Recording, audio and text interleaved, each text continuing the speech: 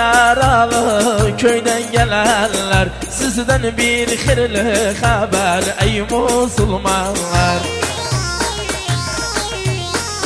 Yarım yarım yaralı köyden gelenler, sizden bir hayırlı haber ey Müslümanlar.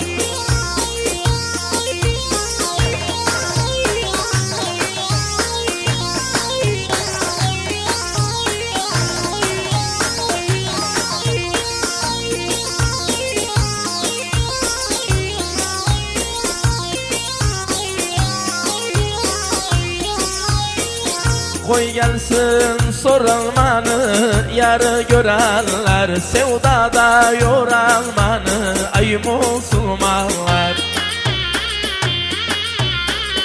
Ögünden sen gidipsen yarı görenler, tanımaz görenmanı ey Müslümanlar. Yarım yarım yaralı köyden gelenler, sizden bir hayırlı haber ey Müslümanlar.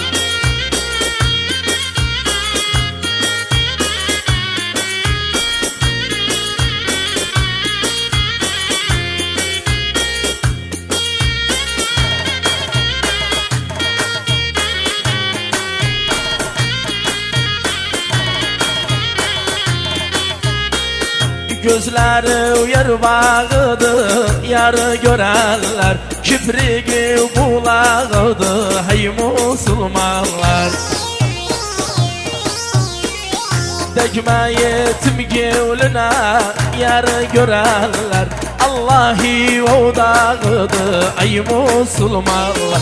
Yarım yarım yaralı köyden gelenler, sizden bir hayırlı haber ey Müslümanlar.